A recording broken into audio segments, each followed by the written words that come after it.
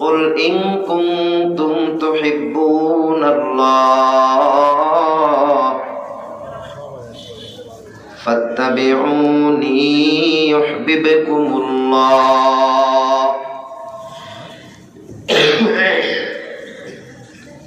মহান মালিক জানা দেয়, ওগো পয়গম্বর, ও আমার নবী হাবিব, আপনি আপনার উম্মতদেরকে জানায় দেন, তারা যদি আমি আল্লাহকে ভালোবাসতে চাই, আমার বান্দারা যদি আমি আল্লাহকে মহব্বত করতে চাই, তাহলে তারা যেন আপনি নবীজিকে মহব্বত করে ভালোবাসে। সুবহানাল্লাহ। কারে? আল্লাহকে মহব্বত করতে হলে কাকে মহব্বত করা লাগবে? বলেন না, কাকে? আল্লাহকে মহব্বত করতে হলে আল্লাহর নবীজিকে মহব্বত করা লাগবে। বলেন কে? কে বলেন? মহান মালিক জানা দেয়, ওগো পয়গম্বর, আপনি আপনার উম্মতদেরকে বলে দেন, তারা যদি আমি আল্লাহকে মহব্বত করতে চাই, ভালোবাসতে চাই, তাহলে তারা যেন আপনি নবীজিকে ভালোবাসে, মহব্বত করে। কিন্তু সরকারে দো আলম নবী উম্মতের জন্য কি বলে? সরকারে দো আলম সাল্লাল্লাহু আলাইহি ওয়াসাল্লাম জানা দেয়, قال النبي صلى الله عليه وسلم من أحب سنتي فقد أحبني ومن أحبني كان معي في الجنة। সরকারে দো আলম নবী জানায়, রে আমার উম্মতেরা শোনো না, আমি নবীকে যদি মহব্বত করতে চাও, আমি নবীজির অন্তর মহব্বতটা যদি তোমাদের অন্তরে রাখতে চাও, তাহলে তোমরা আমি নবীজির সুন্নতকে ভালোবাসবা, আমি নবীজির সুন্নতকে আঁকড়ে ধরবা। আল্লাহ বলেন, আল্লাহকে ভালোবাসতে চাইলে নবীজিকে ভালোবাসতে হবে, ঠিক না? নবী বলেন, আরে আমার উম্মতেরা, আমাকে যদি ভালোবাসতে চাও, তাহলে তোমরা আমার সুন্নতকে ভালোবাসো। এখন আমরা নবীজির সুন্নতকে ভালোবাসবো কেমনে? আমরা তো নবীজির সুন্নতের দ্বারের কাছেও যাই না, আমরা তো মসজিদে কোনোদিনই যাই না, ফরজটাও পড়ি না, যদিও বা যাই শুক্রবারের দিন যাই, নামাজের আগে আগে যাই, নামাজটা শেষ হইতে দেরি হয়, বাড়ির দিকে দৌড় দিতে দেরি হয় না। যদিও বা কোনোদিন সুন্নতটা পড়ি, যদি মসজিদে তাবারকের ব্যবস্থা থাকে, তাহলে তো মারামারি ঘোরাঘুরি পারাপারি করে শেষ করে দেই, ঠিক না? রে বন্ধু, নবীজির সুন্নত শুধু এতটুকুই না, শোনো না, আল্লাহর নবীজির মনে হয় দাড়ি ছিল, কতক্ষণ ছিল? আল্লাহর নবীর দাড়ি ছিল? খুদাই কইতেছে ছিল। তাহলে আমাদের যাদের নাই, এরা কি নবীজিরে মহব্বত করলো না? করলো না? কোনটা ঠিক না? হ্যাঁ বন্ধু, সরকারে দো আলম নবী সাল্লাল্লাহু আলাইহি ওয়াসাল্লামের সুন্নতকে আঁকড়ে ধরার কথা আল্লাহর নবী জানায় দেয়। নবীজির সুন্নতকে এমন ভাবে আঁকড়ে ধরো, নবীজির সুন্নতের প্রতি নিজেকে এমন ভাবে নিয়োজিত করো, সরকারে দো আলমের কোন সুন্নত যেন আমাদের কাছ থেকে ছুটে না যায়। পারবেন না ইনশাআল্লাহ? কে কে পারবেন না? ওরে বাপ রে, জোশে হুশ হারানো যাবে না, নাকি বলেন? মুআজ্জাজ হাজিরিন, সরকারে দো আলম নবী সাল্লাল্লাহু আলাইহি ওয়াসাল্লামের একজন সাহাবী, নাম হলো মুআয ইবনে জাবাল রাদিয়াল্লাহু তাআলা। আল্লাহর নবীর সুন্নতের সাথে আল্লাহর নবীর বলা কথাগুলির সাথে তাদের জিন্দগিটাকে কতটা মিল রেখেছিল। শোনো না, আল্লাহর নবীর সাথে তাদের মহব্বত, আন্তরিকতা, ভালোবাসা কেমন ছিল। ছোট্ট একটা দৃষ্টান্ত দিলে সহজে বুঝে আসবে। রে নবীর আশেক, নবীর আশেক বলে দাবি করি, কিন্তু আশেকের কোনো কাজ করতে রাজি না, ঠিক না? অথচ বুঝে না কোন দিন জানি আল্লাহর পক্ষ থেকে আজরাইল এসে আমাদেরকে ডাক দিয়া নিয়ে চলে যায়। কারোর কোনো গ্যারান্টি নাই, 1 সেকেন্ডের বা 1 মিনিটের কোনো ভরসা নাই, আছে নাকি? সুন্দর একটা কথা সহজ করে বলে যায়, আপনাদের বাড়িতে যে রান্না বান্না হয়, খাবার পাক করে না, বাড়িতে রান্না বান্না করে আপনাদের জন্য কোনো বাড়িতে কি এমন হয় ছেলের জন্য 1 পাতিলে রান্না করে, নাতির জন্য 1 পাতিলে রান্না করে, মুরব্বির জন্য 1 পাতিলে ভাত রান্না করে, এমন নাকি? নাকি সবার জন্য 1 পাতিলে রান্না করে? সবার জন্য 1 পাতিল। একটু খেয়াল করে বোঝার চেষ্টা করি, একটা পরিবারে যদি 5 জন মানুষ থাকে, একটা হাঁড়িতেই রান্না হয়, একটা পাতিলাতেই রান্না করা হয়। কিন্তু কেন জানি মুসলমান বুঝে না, একটা পাতিলেই যদি রান্না করা হয়, 1 পাতিলের খাবার 5 জন মানুষ পরিবারের খায়। 5 জনের মধ্য থেকে যারা ছোট আছে, এরা দিন দিন এই খাবার থেকে শক্তি লাভ করে দিন দিন জোয়ান হতে থাকে, বড় হতে থাকে। আবার যারা বয়স্ক মানুষ আছে, এই পাতিলের রান্না খেয়ে মানুষগুলো দিন দিন বুড়া হয়, ঠিক না? কখনো কি ভাবছেন, হায়রে একটা পরিবারের 5 জন সদস্য এই 1 পাতিলের রান্না খেয়ে একজন বুড়া হতে থাকে, চুলগুলা পাকতে থাকে, দাড়িগুলা পাকতে থাকে, চামড়াগুলো ঘুঁচ হতে থাকে, কিন্তু আরেকজন তার নিজের শরীরে শক্তি সঞ্চার করে শক্তির যোগান দিতে থাকে, দিন দিন তরুতাজা জোয়ান হতে থাকে। তাহলে বোঝা গেল খাবার একটাই, কিন্তু সময় যখন মানুষের ফুরিয়ে যায়, এই যে এখন যে কুয়াশা পড়ে, কুয়াশা কি মুরব্বীদের জন্য আলাদা, যুবকদের জন্য আলাদা?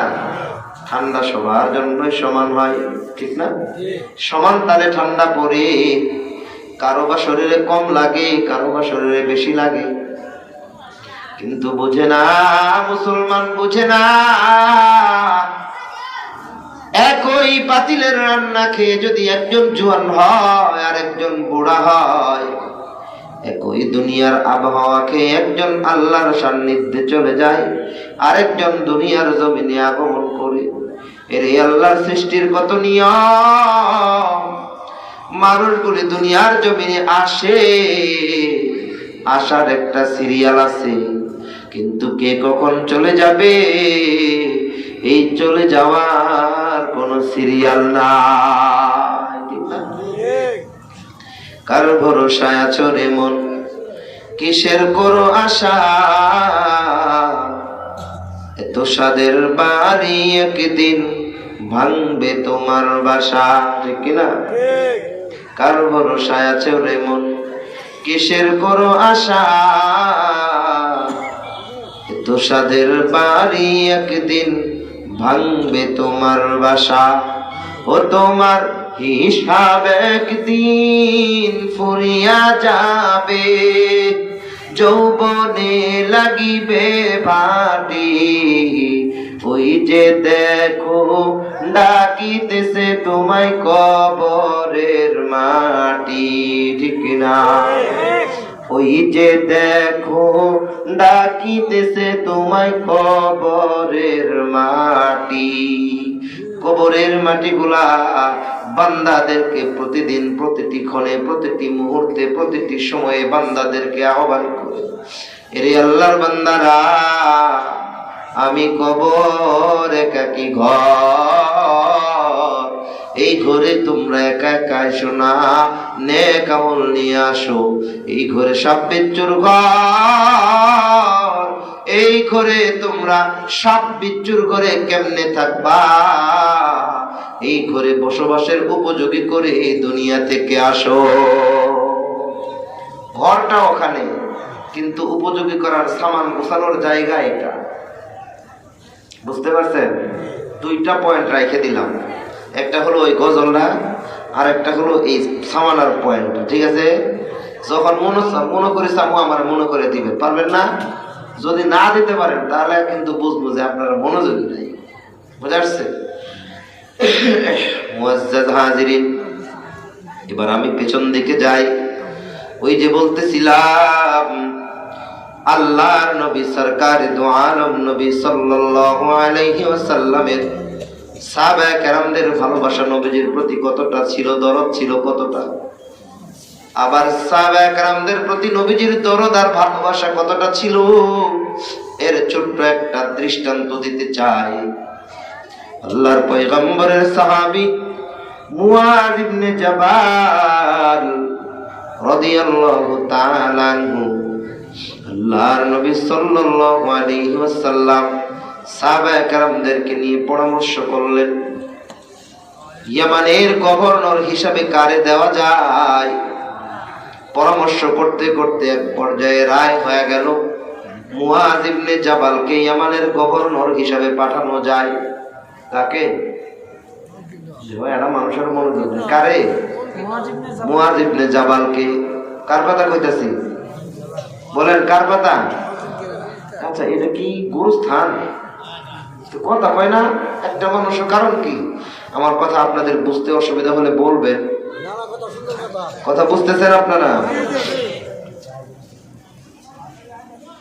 মুআজ্জাজ হাজিরিন, সরকারে দো আলম নবী সাল্লাল্লাহু আলাইহি ওয়াসাল্লাম পরামর্শ করে রায় পেলেন মুআয ইবনে জাবালকে ইয়ামানের গভর্নর হিসেবে পাঠায়া দেওয়া যায়।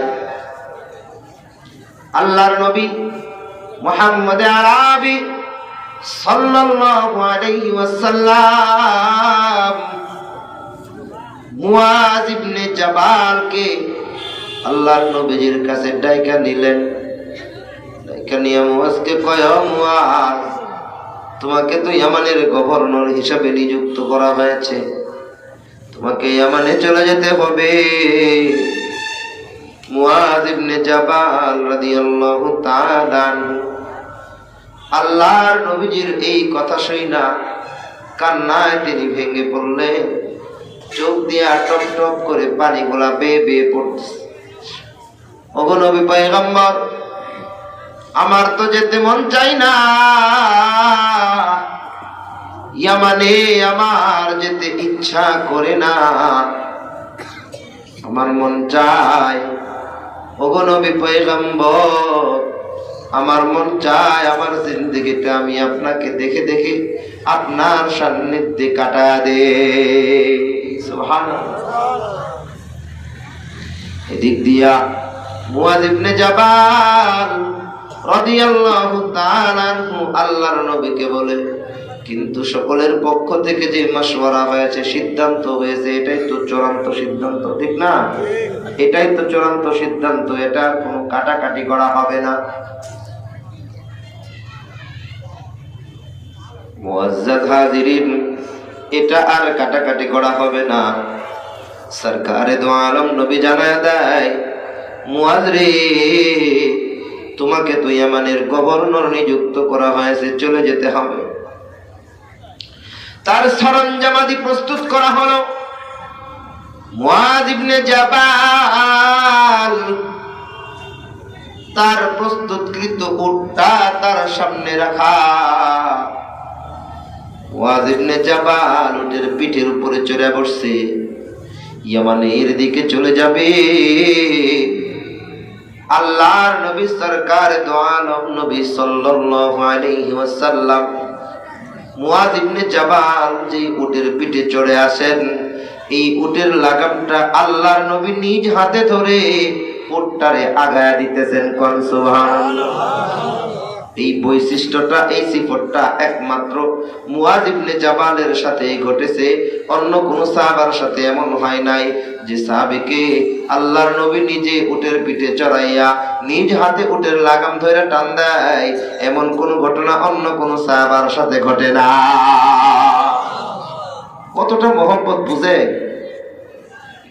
মুআজ্জাজ হাজিরিন, এবার মুআয ইবনে জাবাল তার উটখানা ইয়ামানের দিকে রওনা দিল। এক কদম দুই কদম করে তার উটটা সামনের দিকে অগ্রসর হয়। উট তো সামনের দিকে, কিন্তু মুআয ইবনে জাবালের চোখটা আল্লাহর নবীজির দিকে। কন্যা সুবহানাল্লাহ। চোখ দিয়া বেয়ে বেয়ে পানি পড়ে, টপ টপ করে চোখের অশ্রু ঝরে যায়।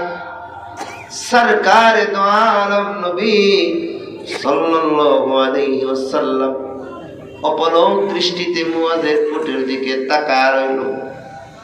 সামনের দিকে অগ্রসর হয়, কিন্তু মুআয অন্তর থেকে ব্যথিত হয়ে গেছে। আহারে, আমি নবীজিকে রেখে নাকি ইয়ামানে চলে যাব? আমার মন মানে না, আমার অন্তরে সহ্য হয় না, কিন্তু তারপরেও যে তাকে যেতে হবে এটাই বড় কথা, বাস্তব কথা। মুআয ইবনে জাবালের উটখানা সামনের দিকে যায়, কিন্তু মুআযের চোখটা আল্লাহর নবীজির কাছ থেকে ফেরায় না। একটুখানি করতে করতে যখন একটুখানি সামনে চলে গেছে, সরকার দো আলম নবীজির কাছে আল্লাহর পক্ষ থেকে হযরত জিবরাইল আলাইহিস সালাতু ওয়াস সালাম ওহী নিয়ে হাজির হইছে। সুবহানাল্লাহ। ওহী নিয়ে হাজির হইছে। কি ওহী নিয়ে আইছে? আল্লাহর নবীজিকে ডেকে বলে, ওগো পয়গম্বর, ওগো নবী পয়গম্বর, আপনার প্রতি মুআযের ভালোবাসাটা আল্লাহ রাব্বুল আলামিনের কাছে বড় পছন্দ হয়েছে। আপনাকে একটা সংবাদ পাঠায় দেওয়ার জন্য আমারে পাঠাইছে। আল্লাহর নবী বলে, সংবাদটা কি? তাড়াতাড়ি বলো। হযরত জিবরাইল আলাইহিস সালাতু ওয়াস সালাম আল্লাহর নবীজিকে সংবাদ দেয়, ওগো নবী পয়গম্বর, আমি একটা সংবাদ নিয়ে আসলাম। সংবাদটা হলো আল্লাহ রাব্বুল আলামিন জানায় দিয়েছে, এই বছরই হয়তো আপনার শেষ বছর, আপনি হয়তো এর পরে আর দুনিয়ার জমিনে থাকবেন না। মুআযের সাথে হয়তো আপনার এটাই শেষ দেখা, আপনার সাথে হয়তো মুআযের আর কোনো দেখা হবে না। যেই মাত্র সরকার দো আলম নবী এই সংবাদটা শুনছে, আল্লাহর নবী সাল্লাল্লাহু আলাইহি ওয়াসাল্লাম এবার এতক্ষণ পর্যন্ত নবীজির চোখ দিয়ে অশ্রু ঝরে নাই। যেই মাত্র সংবাদটা শুনছে, আল্লাহর নবীজির চোখের কোণে বেয়ে বেয়ে সরকারে দো আলম নবীর চোখ দিয়ে অশ্রু বেরিয়ে আসতেছে। কন্যা সুবহানাল্লাহ। এদিক দিয়ে আল্লাহর নবী মুআয ইবনে জাবালকে সংবাদটা পাওয়ার সাথে সাথে ডাক দিছে। জোরে ডাক দেওয়া লাগে না। মুআয ইবনে জাবালের উটটা সামনের দিকে চলে, আর মুআয ইবনে জাবাল রাদিয়াল্লাহু তাআলা আনহু আল্লাহর নবীজির দিকে তাকায় তাকায় সামনের দিকে তার উটটা চলে। আল্লাহর নবী সরকারে দো আলম নবী হাত দিয়ে একটা ইশারা করছে, এ মুআয, আস্তে করে বলছে, কিন্তু হাতের ইশারা পাওয়ার সাথে সাথে মুআয ইবনে জাবাল রাদিয়াল্লাহু তাআলা আনহু ঘোড়ার এই উটের উপর থেকে লাফ দিয়া জমিনে পইরা এমন জোরে একটা দৌড় দিছে, একটা দৌড় দিয়া আল্লাহর নবী সাল্লাল্লাহু আলাইহি ওয়াসাল্লামের কাছে চলে গেল। আল্লাহর নবীজির সিনার সাথে তার সিনাটা লাগায়া ফালাইছে। আমরা সেই নবীর উম্মত, আমরা সেই নবীর উম্মত, আমরা সেই নবীর উম্মত, আমরা সেই নবীর উম্মত। যার কারণে মহান আল্লাহ বানাইলেন জগৎ, আমরা সেই নবীর উম্মত, আমরা সেই নবীর উম্মত, আমরা সেই নবীর উম্মত। হে বন্ধু, মুআয ইবনে জাবাল রাদিয়াল্লাহু তাআলা আনহু আল্লাহর নবীজির সিনার সাথে তার সিনাটা লাগিয়া গেছে। এদিক দিয়া মুআয ইবনে জাবাল রাদিয়াল্লাহু তাআলা আনহু আল্লাহর নবীজির সিনার সাথে যখন সিনা লাগাইছে, তার চোখ দিয়া বেয়ে বেয়ে পানিগুলা আল্লাহর নবীজির পিঠের উপরে পড়তেছে। কন্যা সুবহানাল্লাহ। আল্লাহর নবী সাল্লাল্লাহু আলাইহি ওয়াসাল্লাম মুআয ইবনে জাবালকে ডেকে বলে, এ মুআয, এই মাত্র আমার কাছে সংবাদ আসছে, তুমি তো ইয়ামানে চলিয়া যাচ্ছ, তোমাকে তো ইয়ামানে পাঠানো হয়েছে। মুআয রে, তোমার সাথে হয়তো আমার এটা জীবনের শেষ দেখা, আর হয়তো তোমার সাথে আমার আর দেখা হবে না। যেই মাত্র নবীজির জবান থেকে এই কথাটা বের হয়েছে, সরকারে দো আলম নবী সাল্লাল্লাহু আলাইহি ওয়াসাল্লাম কান্না করে, মুআয ইবনে জাবাল একটু আওয়াজ করে কাঁদতেছে, ওগো পয়গম্বর, আপনাকে রেখে আমাকে যেতে ইচ্ছে করতেছে না, কিন্তু তারপরও যে যেতে হবে। আল্লাহর নবী বলে, মুআয রে, তোমাকে কিছু কথা বলে শুনো, তুমি আমার কথাগুলো যদি আমল করতে পারো, পৃথিবীর যেই প্রান্তে থাকো না কেন, এই কথাগুলো যদি আমার কোনো বান্দা বান্দি আমল করে, দুনিয়ার এক প্রান্তে থাকলে পরেও অন্তত তার এই কথাগুলো আমি হাবিবের রওজা মুবারকে যাইতে থাকে। তিনজন মানুষ সুবহানাল্লাহ কইছে, আর বাকিগুলা ওয়াজ বুঝেই নাই। আর বাকিগুলা কি করে নাই? ওয়াজ বুঝেই নাই। বুঝছেন আপনারা? বুঝছেন? কি বুঝছেন? অন্য মনস্ক হওয়া যাবে না। কথাই বলবো অল্প সময়, যদি আমরা অন্য মনস্ক হই তাহলে তো বুঝবেন না। আল্লাহর নবী সাল্লাল্লাহু আলাইহি ওয়াসাল্লাম মুআয ইবনে জাবালকে কয়েকটা উপদেশ দিয়েছেন। সবগুলো উপদেশ আমি আপনাদের সামনে বলবো না। আল্লাহর নবী মুআযকে বলে, হে মুআয, পৃথিবীর যেই প্রান্তে থাকো না কেন, এক নাম্বার একটা কাজ করবা, সেটা হলো তুমি আমার সুন্নতের পাবন্দি করবা। কিসের কথা কইছি? সুন্নতের পাবন্দি করবা। সরকার দো আলম নবী সাল্লাল্লাহু আলাইহি ওয়াসাল্লাম হাদিসে বর্ণনা করেন, قال النبي صلى الله عليه وسلم من احب سنتي فقد احبني। যে ব্যক্তি আমার সুন্নতকে আঁকড়ে ধরে, যে ব্যক্তি আমার সুন্নতকে মহব্বত করে, ওয়ামান আহাব্বানি কানা মাই ফিল জান্নাহ। সুবহানাল্লাহ। আল্লাহর নবীর সাথে ওই সুন্নতকে মহব্বত করানোওয়ালা ব্যক্তিটা জান্নাতে একসাথে থাকবে। তাহলে এক নাম্বার হলো নবীজির সুন্নতের পাবন্দি করা লাগবে। বুঝতেছেন? কি করা লাগবে? নবীজির মনে হয় দাড়ি ছিল না, তাহলে দাড়ি রাখা লাগবে।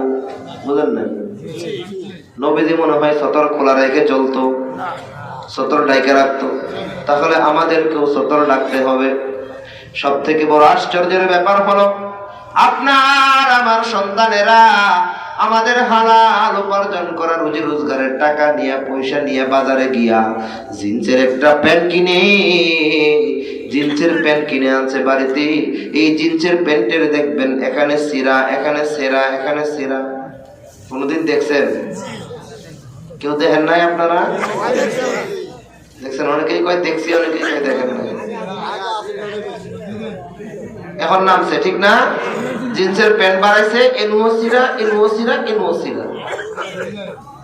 পুরুষের সতর হলো নাভির উপর থেকে হাঁটুর নিচ পর্যন্ত। এটা কি? পুরুষের সতর, সতর ডাকা এটা কি ফরজ না? সতর খোলা যাবে না, সতর ঢেকে রাখতে হবে। আজকাল সন্তানেরা বোঝে না, আজকাল সন্তানের গার্ডিয়ানরাও বোঝে না। সন্তান গিয়া প্যান্ট একটা কিনে আনছে, এখানে ছিঁড়া। কেন আপনি আপনার সন্তানদেরকে বাধা দিলেন না?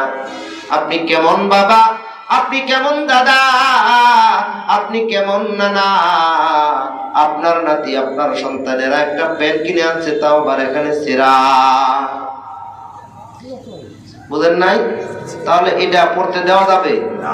যদি পড়তে দেই তাহলে কি করলাম? ভুল করে ফেললাম না? এজন্য মুহতারাম হাজিরিন, আমি বলিয়া যাই, শুনেন না, আমাদের সন্তানদেরকে এমন আদবওয়ালা বানাইতে হবে, শিষ্টাচারওয়ালা বানাইতে হবে।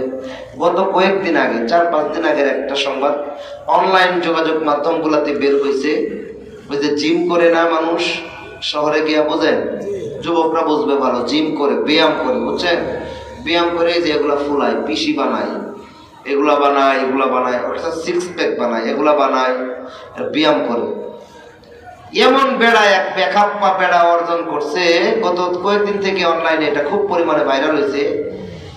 এক বেড়া শুধুমাত্র পুরা শরীর একবারে ল্যাংটা, মানুষের সাথে ছবি তুলতেছে।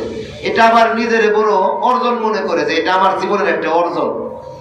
কি কয়? তো যেই অর্জন তোমার ল্যাংটা বানায় ছাড়ছে, ওই অর্জনের কোনো দাম আছে? কথা কোন? এমন শিক্ষা আমাদের দেশে আছে, যে শিক্ষা অর্জন করে আপনারা বিকাল বেলা দেখবেন এই রাস্তা দিয়ে অনেক পোলাপান মোটরসাইকেল চালায়, ইয়াং ইয়াং দামরা মার্কা পোলা, প্যান্ট এরকম এতটুকু প্যান্ট পরা, হাঁটু বের করা। কোনদিন দেখছেন? এরা নাম দেয় মুসলমানের সন্তান, এরা নামে আসলে কি হইল? এরা মুসলমান আছে? কি অর্জন তার জীবনে? কোটিপতি হয়ে লাভ কি হইল? যে কোটিপতি আমার ল্যাংটা বানায় ছাড়ে, ওই কোটিপতির দাম আছে? এগুলা কেন বুঝি না? এখন ওরে তো ওর কথা বললাম, এখন আমগোর কথা বলি নাকি? তা কোন আমাদের দোষ হলো কি জানেন? অনেক দামি দামি কাপড় চোপড় পরি, অনেক দামি লুঙ্গি পরি, নামাজের আজান হইলে নামাজের জন্য ডাকলে কই কি তুমি সব যাও, আমি একটু পরে আসতেছি, আমার আজকে কাপড়টা ভালো না। ওই দামি প্যান্ট পরে লাভ কি হইলো? ওই দামি কাপড় পরে লাভ কি হইলো যে কাপড় নাপাক থাকে? কথা বুঝতেছেন? আপনি নামাজের জন্য 20 জন মানুষকে ডাকলে 15 জন মানুষের প্যান্ট খারাপ, বলবো যে আমার প্যান্টে একটু সমস্যা আছে। কি শিক্ষা জীবনে অর্জন করলাম, যে শিক্ষা অর্জন করার কারণে রাস্তায় দাঁড়ায় পেশাব করুন লাগে? আমি কি শিখলাম? আল্লাহর নবী আমাকে কি শিখাইছে? আর আমি কোন জাগতিক শিক্ষা অর্জন করতে গিয়া, আমার অফিস মেনটেন করতে গিয়ে আমাকে দাঁড়ায় পেশাব করতে হয়? ওই অফিসের চাকরি নাই করলাম মিয়া সাহেব, ওই অফিসের চাকরি আমাকে পালে না, জীবনও পালতে পারে না। পালনেওয়ালা কে? রিজিক দেওয়ালা কে? এই বিশ্বাস যদি অন্তরে থাকে, জীবনে কেউ দাঁড়ায় পেশাব করবো না। ওই রকম প্যান্টিক বানাবো না যে প্যান্ট পরলে পরে চিপার মধ্যে দাঁড়ায় পেশাব করতে হয়, ওরকম প্যান্টই পরবে। এখন তো বিভিন্ন রেস্টুরেন্ট গুলাতে, হাসপাতাল গুলাতে, বিভিন্ন জায়গায় আপনারা দেখবেন দাঁড়ায় পেশাব করার জন্য কমোড বানায় দিছে। যারা হাসপাতালে গেছে ওরা জানেন, মানে মুসলমানদেরকে খারাপ কাজে আগায় দেওয়ার জন্য যা যা করা দরকার এই দেশে তাই হয়েছে, অন্য দেশে তো আছে, এখন আমগর দেশেও হয়েছে। এই জন্য মুসলমান বলতেছিলাম, আল্লাহর নবী দাঁড়ায় পেশাব করছেন না বসে পেশাব করছেন? তাহলে আমাদেরকে বসে পেশাব করতে হবে, ঠিক না? সরকারে দো আলম নবী সুন্নতকে যদি মহব্বত করতে হয়, শুধুমাত্র খাবার পরে মিষ্টি খাওয়া সুন্নত এটা মানলে হবে না। যত সুন্নত আছে সকল সুন্নতকে অনুসরণ করা লাগবে। বুঝেন নাই? সন্তানদেরকে দিন শিখাইতে হবে, দিনের বুঝটুকু দিতে হবে, সন্তানদেরকে কোরআনের জ্ঞান দিতে হবে। যদি সন্তানের ভিতরে কোরআনের জ্ঞান না দেন, এই সন্তান বড় হয়ে যখন ইঞ্জিনিয়ার হবে, ডাক্তার হবে, এই সন্তান যখন একটা কন্ট্রাক্টর হবে, চিন্তা করবে এই রাস্তাটা শেরপুর শহর পর্যন্ত করলে কতগুলা টাকা মাইরে ধরে খাওয়া যায়, এটার হিসাব করবে। আর যদি কোরআনের জ্ঞান অন্তরে থাকে, এই বাচ্চাটা অন্তত এই কাজটা করার আগে তার অন্তরের ভিতরে কোরআনের জ্ঞানের কারণে আল্লাহ রাব্বুল আলামিনের পক্ষ থেকে একটা আলোক রশ্মি চলে আসে। এই আলোক রশ্মির কারণে এই বান্দার ভিতরে আল্লাহর ভয় সৃষ্টি হয়ে যায়।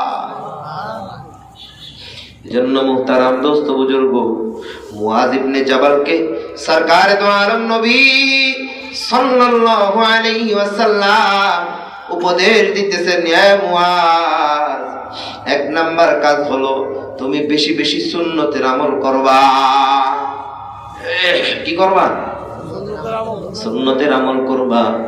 দ্বিতীয় নাম্বার উপদেশ হলো, মুআয রে, বেশি বেশি আল্লাহ পাকের জিকির করবা। কি করবা?